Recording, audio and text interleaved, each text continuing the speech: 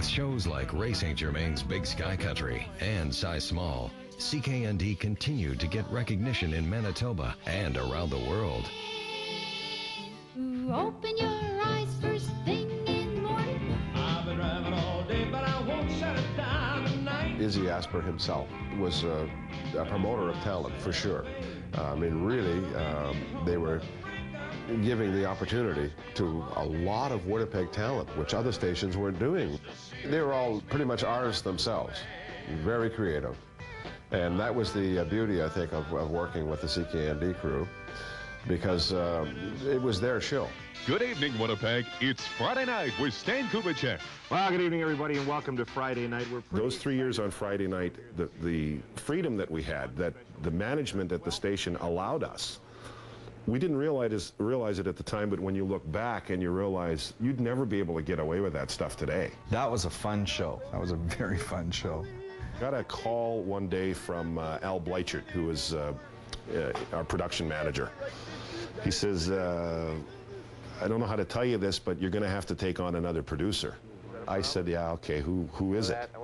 He says, it's David Asper. I said, when does he start? I hung up the phone and went, we're going to get a budget. We're going to get to do a lot of stuff that we've never done before, because let's face it, it's David Asper. You know, it was a very creative time. We did some very, very creative things on that show, and I think Bus Shack Mannequin is one of the all-time classics.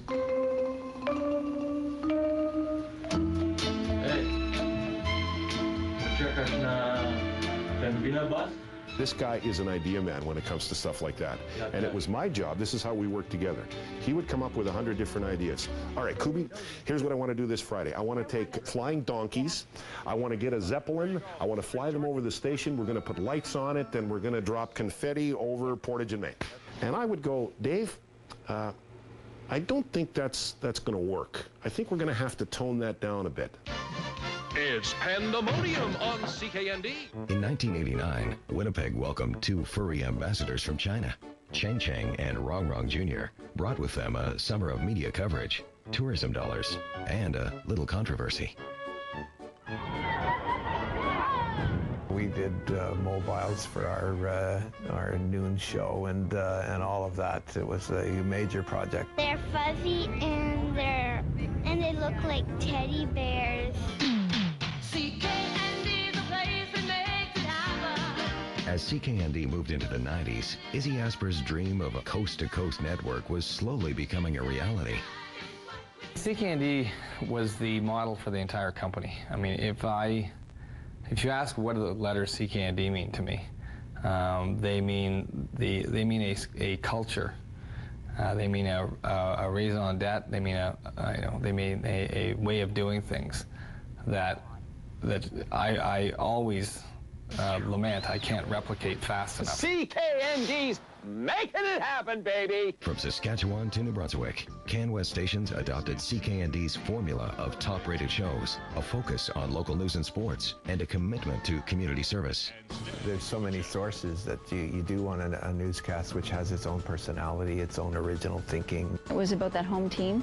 It was about having a familiar face that you would see out at Safeway that night. You would see them out walking their dog. It's a city of 700,000 people, but it's a very small community. It's called the biggest small town in Canada for a reason. Good evening, everyone. Welcome to Sportsline. I'm Joe Pascucci. It's my I hate to say it was cutting edge, because nowadays you see that all the time. But in 1991, you didn't see that. You didn't see Chris Walby coming on and talking about what was happening in the CFL. You didn't have commentary from different newspaper reporters in town. In a sportscast, that just didn't happen. It was, exciting, exhilarating, sad. When we did those telethons, it was just an honor to be a part of it all. I was proud of the station. I was proud to be part of that. That was real community, commitment. You think it'll work? Yeah. Why? It has to work. Because this is Winnipeg, Manitoba. The way people came together, and you could feel it in the air, it was absolutely tangible. which you don't taste those things very often in life. The tightening grip of the rising floodwater has CKND Newsline in high gear. The flood was also an example of how people like David Asper are really close to the whole operation, because we were able to pull in resources from Toronto and Vancouver and satellite trucks and all of that. This was the role of a journalist, that there were stories to tell, information to be given to the public. We've never seen anything like this. No. And all your life savings is going down the river. CKND is CanWest. Without CKND, there is no CanWest. I usually put my autograph on finished murals and paintings. The Bears on Broadway artists were on hand recently for the launch of Cancer Care Manitoba's fundraising poster. It's not often to have so many kids or adults, for that matter, asking for my autograph. The support has been incredible. And we couldn't be more happy for the artists to receive this kind of recognition. It's a terrible disease, and there are so few that aren't touched by it. Our hearts are really in it, and I'm just hoping that we're going to shock everybody with what's been raised for cancer care. As the millennium approached, Izzy Asper and CanWest were moving forward. On September 1st, 1997, CKND joined the Global Television Network. It was the feeling of being united as a whole, being connected, being one part of a unit across Canada. There was a real sense of pride in that. It was for the better. What we have to do is make sure that just because we're a national network, we don't forget that we're a family of local stations. You have to mix the two. Winnipeg is the mothership, and the place where I hope for generations to come, our family will continue to live and be inspired by what this community can offer, and of course to give back to that community. We're gathered here this afternoon to pay our last respects to Israel Asper. Just walk around the city, and everywhere you'll see something that Izzy Asper and his family made a reality.